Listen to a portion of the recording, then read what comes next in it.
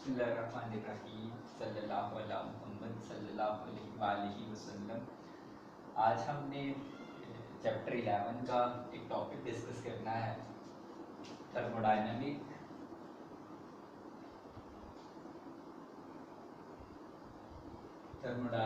Scale of temperature. Thermodynamic scale of temperature, इस topic में से पेपर में शॉर्ट क्वेश्चन आ सकता है या इसमें से एमसीक्यूज पूछा जा सकता है। तो देख लेते, पहले इसको डिफाइन कर देते हैं। Thermodynamic scale of temperature, temperature scale से आप फेमिलियर हैं, जैसे सेल्सियस स्केल, फिर फ़ारेनहाइट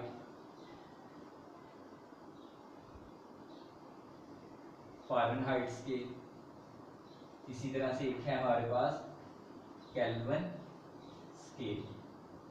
अब हम डिफाइन करेंगे thermodynamic scale of temperature. What is thermodynamic scale of temperature? तो इसकी डेफिनेशन है, स्केल ऑफ टेम्परेचर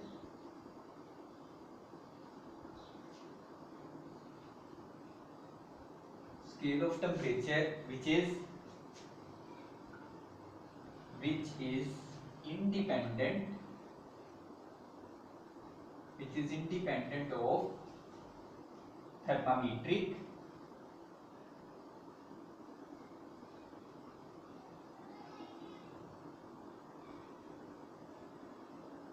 मटीरियल। ऐसी स्केल जो थर्मामीटर के अंदर मटेरियल इस्तेमाल किया है उस पर डिपेंड ना करे, थर्मामीट्रिक मटेरियल के ऊपर डिपेंड ना करे, थर्मामीटर के अंदर जो मटेरियल हम इस्तेमाल करते हैं उस पर डिपेंड ना करे। Such scale is called thermodynamic scale of temperature. अब इसका आइडिया कहाँ से लिया गया? थर्मोडायनामिक स्केल ऑफ टेम्परेचर को बनाने का idea, it is the idea, this scale is formed by Carnot cycle। Carnot engine में हमने पढ़ा था कि इन कार्नाट इंजन हमने पढ़ा था टेम्परेचर की ratio as in Carnot engine we know that T2 over T1 temperatures की ratio is equal to Q2 over Q1। अब अगर हम इस फार्मूले को देखें तो अगर हमें कोई सी तीन क्वांटिटीज का पता है, Q1 का पता है, Q2 का पता है, Q1 का पता है, T1 का पता है, तो अननोन टेम्परेचर T2 फाइंड किया जा सकता है। और इस फार्मूले को अगर हम देखें तो इस फार्मूले में किसी जगह भी ये जिक्र नहीं है कि आपने थर्मामीटर के अंदर कौन सा मटेरियल इस्तेमाल किया है। तो इस फार्मूले को अगर हम देखें तो ये फार्मूला हमें बताता है कि अगर हमें कोई सी तीन क्वांटिटीज का पता है तो हम क्या कर सकते हैं, फोर्थ क्वांटिटी फाइंड कर सकते हैं। ये वाली जो स्केल है, इस फार्मूले की मदद से जो टेम्परेचर हम फाइंड करते हैं वो थर्मामीटर के अंदर जो मटेरियल इस्तेमाल किया उस पर डिपेंड नहीं करता। फिर इसमें जो याद रखने वाली बात है, तो जब हम कोई भी स्केल बनाते हैं तो सेल्सियस स्केल की बात करें, फ़ारेनहाइट स्केल की बात करें या केल्विन स्केल की बात करें, तो हम उसमें क्या करते हैं, दो फिक्स्ड पॉइंट लेते हैं। जी देखिएगा, इसमें अगर हम सपोज सेल्सियस की बात करें तो सेल्सियस में हमने क्या किया था, दो फिक्स्ड पॉइंट, एक को हम कहते हैं लोअर फिक्स्ड पॉइंट और एक को हम कहते हैं अपर फिक्स्ड पॉइंट। अब लोअर जो सेल्सियस स्केल है इसमें लोअर फिक्स्ड पॉइंट हमारा क्या था, 0 degree Celsius, which is the freezing point of, ये हमारा क्या आ गया, फ्रीजिंग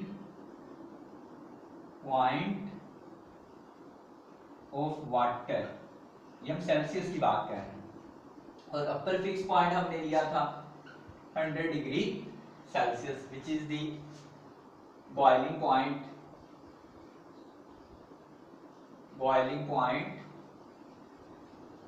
ऑफ वाटर। अब इस सारी लेंथ को 0 से 100 तक हमने क्या किया था, सेल्सियस स्केल बनाने के लिए 100 इक्वल पार्ट्स में डिवाइड किया था, और 1 पार्ट को हमने क्या दिया था 1 डिग्री। इस तरह से 1 डिग्री को हमने डिफाइन किया था। 1/100th part of a Celsius scale is called 1 degree. अब थर्मोडायनामिक स्केल में भी हम क्या करते हैं, दो फिक्स्ड पॉइंट लेते हैं। ये इसमें डेफिनेशन पूछी जा सकती है, एमसीक्यूज आ सकता है कि इसमें जो थर्मोडायनामिक स्केल में हम फिक्स्ड पॉइंट लेते हैं वो कौन से होते हैं। In thermodynamic scale, in this scale lower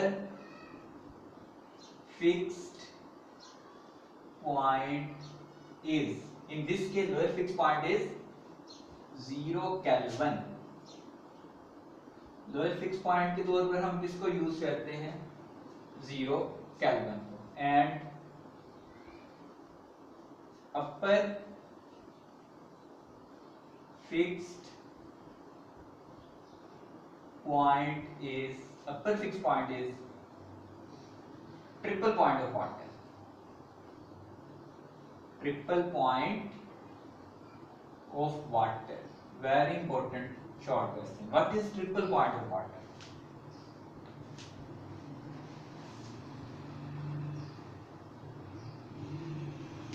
Very important short question. Triple point of water.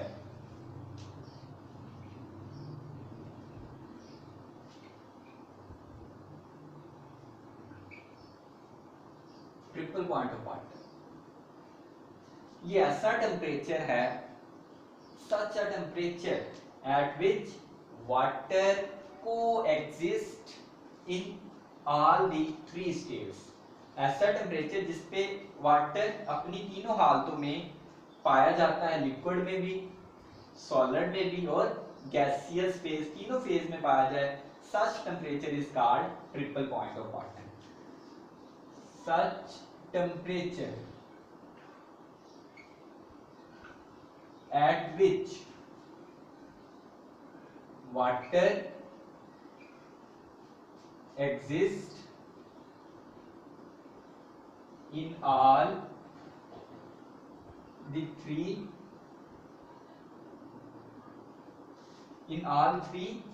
states। अब वो तीनों स्टेट्स कौन सी, एक ही वक्त में वाटर तीनों हालतों में है, लिक्विड, सॉलिड और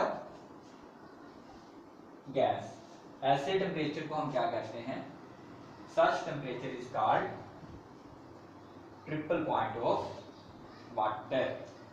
इसकी वैल्यू देख लें, it's value is 273.16 Kelvin. Triple point temperature कितना है, 273.16 केल्विन। इस टेम्परेचर पे क्या होगा, वाटर तीनों हालतों में पाया जाएगा, मतलब वाटर लिक्विड में भी होगा एट अ टाइम, और वाटर क्या होगा, सॉलिड में भी होगा, और वाटर गैसियस फॉर्म में भी होगा, और तीनों स्टेट्स क्या होंगी, आपस में इक्विलिब्रियम की हालत में होंगी। इससे रिलेटेड आखिरी बात,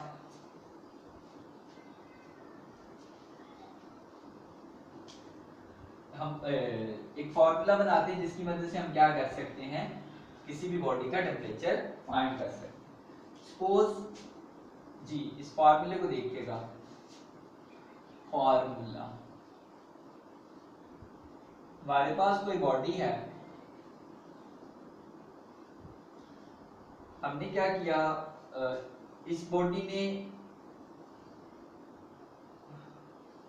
या Q1 हीट एब्जॉर्ब की, या इसने क्या किया, रिलीज की। Q1 is equal to Q3। Q1 is equal to Q3 heat की कोई क्वांटिटी इसने एब्जॉर्ब की या इजेक्ट की, जब इसका टेम्परेचर कितना था when temperature of body is triple point of water, मतलब इसका टेम्परेचर कितना था 273.16 केल्विन। अब इसको लिखते कैसे हैं, तो हम लिखते हैं जब बॉडी ने Q1 हीट एब्जॉर्ब की या इजेक्ट की when its temperature T1 is equal to T3, यानी कि इसका टेम्परेचर जब कितना था ट्रिपल पॉइंट ऑफ वाटर के बराबर which is equal to 273.16 kelvin. फिर क्या होगा, इसका टेम्परेचर चेंज हो गया जो हम फाइंड करना चाहते हैं।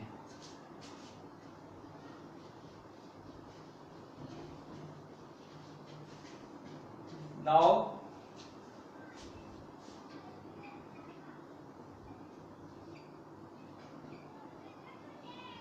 टेम्परेचर इज चेंज, और चेंज होके सपोज दिस बिकम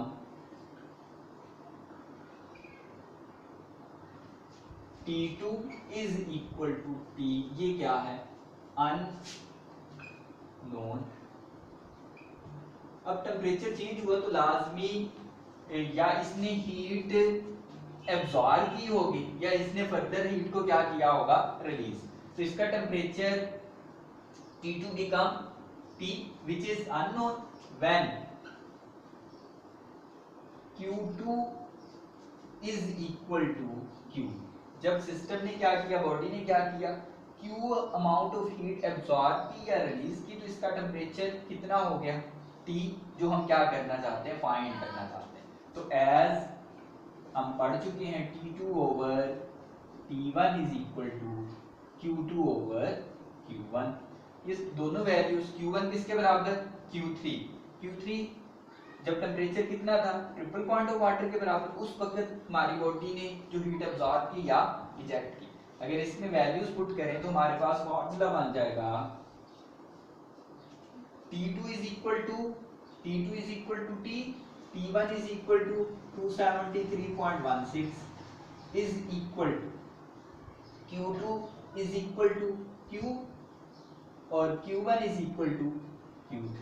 अब हमें अननोन टेम्परेचर चाहिए, तो यहां से हम क्या कर सकते हैं, इस फॉर्मूले की मदद से कोई भी अननोन टेम्परेचर हम फाइंड कर सकते हैं।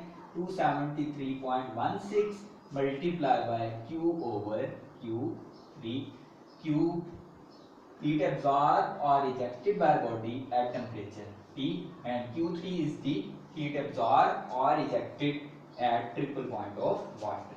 इस फॉर्मूले को याद रखिएगा।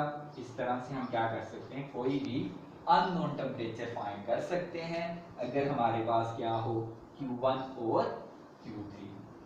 अल्लाह के फजल से ये टॉपिक कंप्लीट हो गया।